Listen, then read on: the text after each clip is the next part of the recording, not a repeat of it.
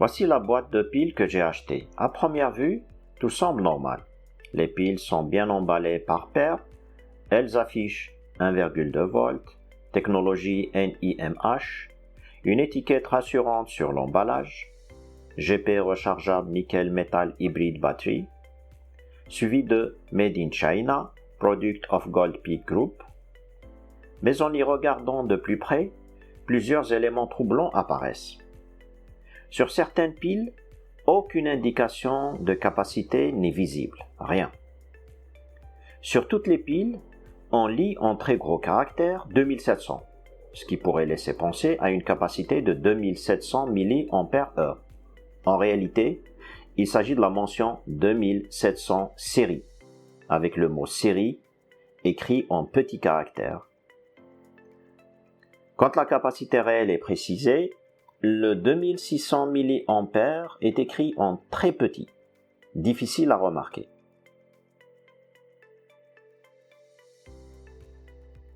Passons au test réel avec un chargeur intelligent, le Litokala LI600. Je viens d'ouvrir cette paire de piles et je vais tout de suite les soumettre à un test approfondi.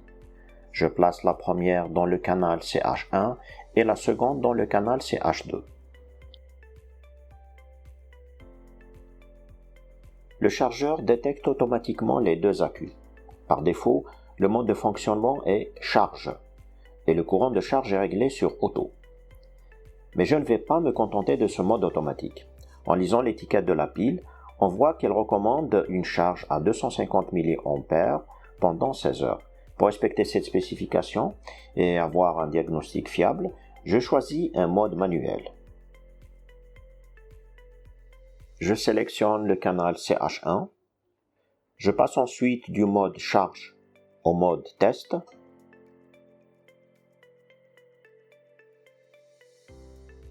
Ensuite, je règle le courant de charge manuellement sur 250 mA, exactement comme recommandé. Je fais exactement la même chose pour la deuxième pile. Canal CH2.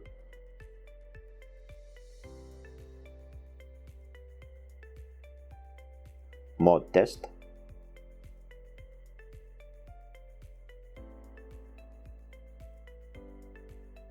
Courant de charge fixé manuellement à 250 mA.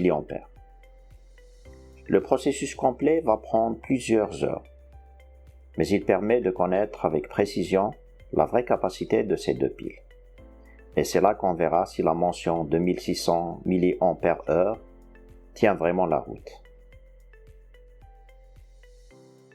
Ce mode test est très utile. Il exécute un cycle complet charge, décharge, puis charge finale.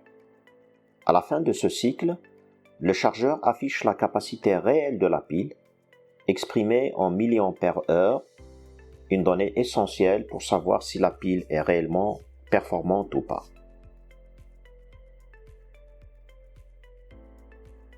Une fois le test terminé sur un canal, la LED passe au vert pour indiquer que la pile est prête et que les résultats peuvent être lus.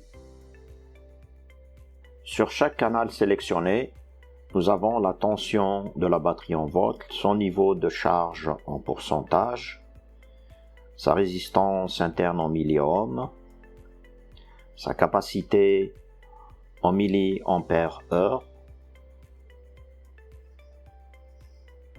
la durée totale du cycle, tout dépend du mode, est-ce qu'on est en mode test, charge ou décharge, ou encore mode repair.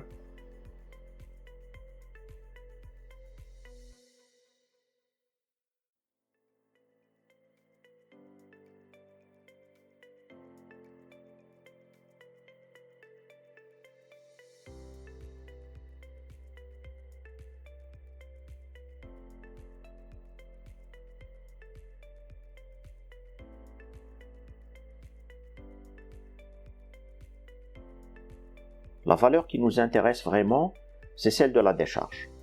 C'est elle qui indique ce que la pile peut vraiment restituer comme énergie pour alimenter un appareil.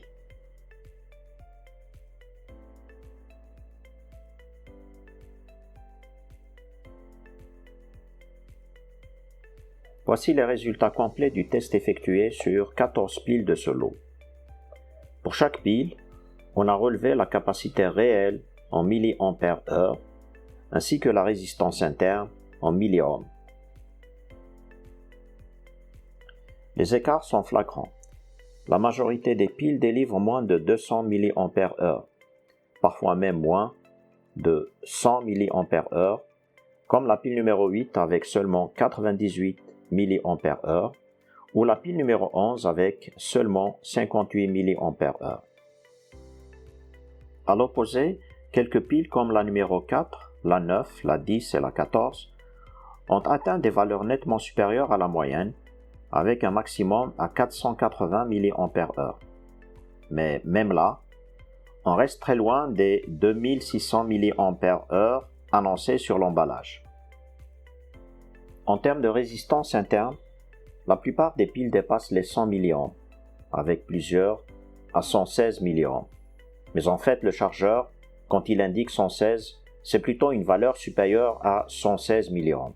Seules quelques-unes descendent sous les 90 mA, comme la pile 14 avec 76 mA ou la 9 avec 83 mA. En résumé, moyenne des capacités mesurées 220 mAh, capacité maximale 480 mAh, capacité minimale 58 mAh. S'agit-il simplement d'un mauvais lot, d'un problème de stockage ou même d'une contrefaçon? Je ne peux pas l'affirmer avec certitude. Ce que je peux dire, c'est que les résultats que j'ai obtenus avec cet échantillon sont bien en dessous de ce qui est annoncé. Cela soulève des questions. Et c'est précisément ce que je vais continuer à explorer dans les prochaines vidéos.